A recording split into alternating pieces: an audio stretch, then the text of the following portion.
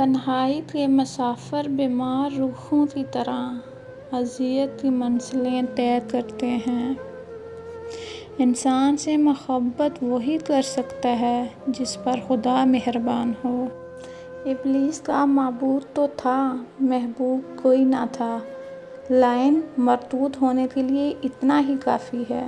دنیا ایک میلہ ہے، اللہ نے یہ میلہ تمہارے لیے لگایا ہے، اس میلے کو چپکے سے دیکھتے جاؤ۔ زندگی سے تقاضا اور گلہ نکال دیا جائے تو سکون پیدا ہو جاتا ہے۔ سکون اللہ کی یاد سے اور انسان کی محبت سے پیدا ہوتا ہے۔ نفرت اضطراب پیدا کرتی ہے، اضطراب اندیشے پیدا کرتا ہے اور اندیشہ سکون سے محروم کر دیتا ہے۔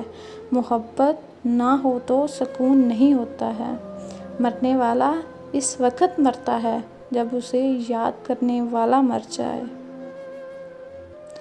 درود پڑھتے ہوئے آنکھیں نم ہو جائیں تو سمجھ جاؤ حاضری ہو گئی۔ سب سے خطرناک انسان وہ ہے جو بے حس ہو۔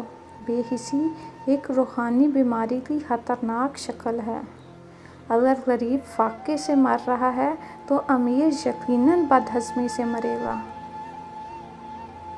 ٹوٹے ہوئے خاندانوں کو جوڑنا شروع کر دو، سکون آنا شروع ہو جائے گا۔ اگر ایک انسان کسی انسان کے ساتھ اتنا لگاؤ ہو جائے کہ وہ اس کے قریب سے قریب تر ہونا چاہے، حتیٰ کہ اپنی ذات سے فنا ہو کر اس کی ذات میں بقا حاصل کر جائے تو اس لگن کو عشق کہیں گے۔ دعا کی بڑی خوبی تو یہ ہے کہ جہاں دعا کرنے والا ہے وہیں دعا قبول کرنے والا ہے۔ زندگی آغاز سے پہلے بھی تھی اور انجام کے بعد بھی ہوگی۔ زندگی تو بس زندگی ہے، اس کا یوم پیدائش اور اس کا یوم وصال کسے معلوم۔ یہ دعا ضرور کیا کرو کہ یا اللہ ہمیں ایسی زندگی دے جس پر ہم بھی راضی رہیں اور تو بھی راضی رہے۔ روح کی غذا اللہ کی یاد اور اللہ کا ذکر ہے۔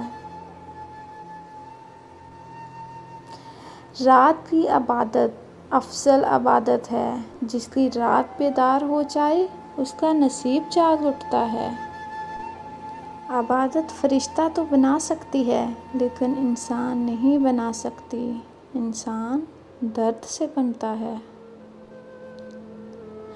حالات اور وقت کی تبدیلیوں سے بدلنے والے تعلقات سے بہتر ہے کہ انسان تنہا رہے۔ گناہوں میں مبتلا انسان کا دعاؤں پر یقین نہیں رہتا۔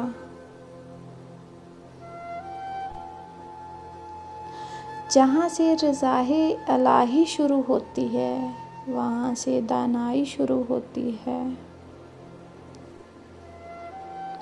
اگر تعلق رکھنا ہے تو جھگڑا کس بات کا، اگر تعلق نہیں رکھنا تو جھگڑا کس بات کا۔